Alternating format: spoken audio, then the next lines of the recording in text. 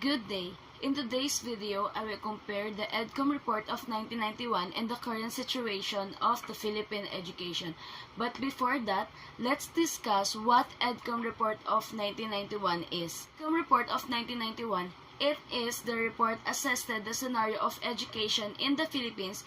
It is considered as a contemporary assessment that also studied the future directions of educational setup in the country, thus making the Fifth Republic as one of the milestones of the Philippine education. The report of 1991 had 14 findings. So let's start with number 1. Number 1 in EDCOM findings: too little investment in education. The government is not only spending enough for education as compared with the other ASEAN countries. Only 1.3% of the DGP is allotted to the education sector.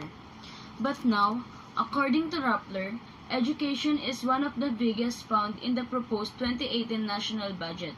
The allocation of the education sector is with the Department of Education or DepEd, receiving 613.05 billion, and the Commission on Higher Education or CHED with 13.5 billion, and the state universities and colleges with 64.6 billion.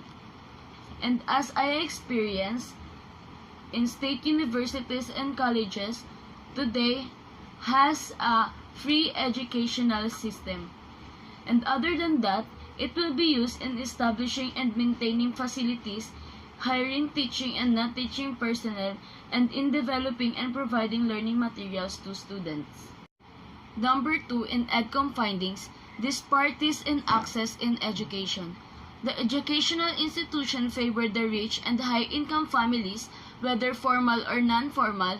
There is a high percentage of incomplete primary and elementary school in depressed regions. Depressed region, it means it is a region that characterized by economic depression, unemployment, or a low standard of living. On the other hand, it is a place that rarely reach the educators and technology. But I think compared to the last year in 1990s, the percentage of incomplete primary and elementary school in depressed regions decreased. Number 3. Low achievement. Pupils on average learn only 55% or even less of what must be learned. On the other hand, rich and high-income families got higher achievement records. The word that I will be highlighting here is rich and high-income families got higher achievement records. But today, I see that in Philippine education system getting better because we have a dedicated educators that work hard for us to learn. Number 4. High dropout rate in less developed communities. Dropout rates in elementary and secondary school are highest in rural and less developed communities and among poor students. The main reason behind this high percentage of dropouts in elementary and secondary school is a poverty. But today, government gave attention, especially in rural communities, to send an educator for young people to learn. Number 5. Special needs neglected. Muslim and cultural communities as well as special learners suffer from benign neglect. Today, some schools design a curriculum or rules for the Muslims to make them feel comfortable that fulfill their belongingness in community. Number 6. Limited ECE and NFE services. Only rich families acquired early childhood education and development. Non-formal education services are inadequate and found only in developed communities.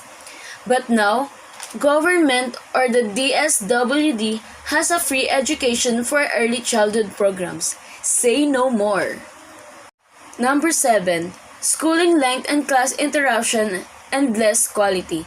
Disruption in regular class schedules and length of school year correlates with the less learning and less quality. In this case, there are so many factors that cause class interruption, but educators always had a solution. For example, is the starting of school in the month of August to prevent a natural interruption in June and July, which is the storms that suspends the class. Number 8. Inadequate science and technology.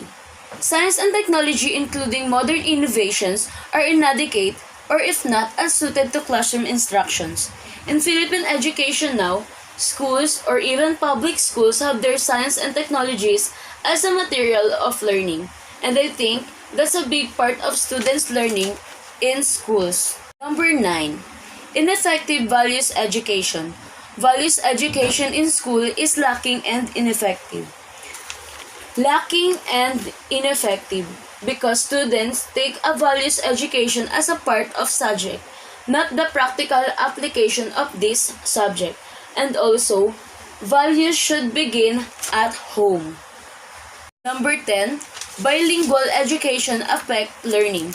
The use of Filipino and English as mode of instructions distress the quality of learning. In some provinces, they use their own languages as a mode of instruction even in elementary school in urban community. Early grade schools had their subjects named mother tongue wherein they use the Filipino as a mode of instructions. Number 11, manpower mismatch. Incompatibility in the supply and demand for educated and trained manpower is seen. This also comes to some instances maybe because of the salary. But in today's scenarios, many of the young people aim to be an educator. And we have so many teachers that are dedicated in their teaching careers. Number 12, irrelevance of education. Education is found to be insignificant to the individual and social needs. Education is the most powerful weapon which you can use to change the world. So, to have a better society, we should be educated. In Philippine education, I see on how the government helps everyone to be or to have an education. So it is a big part of social needs.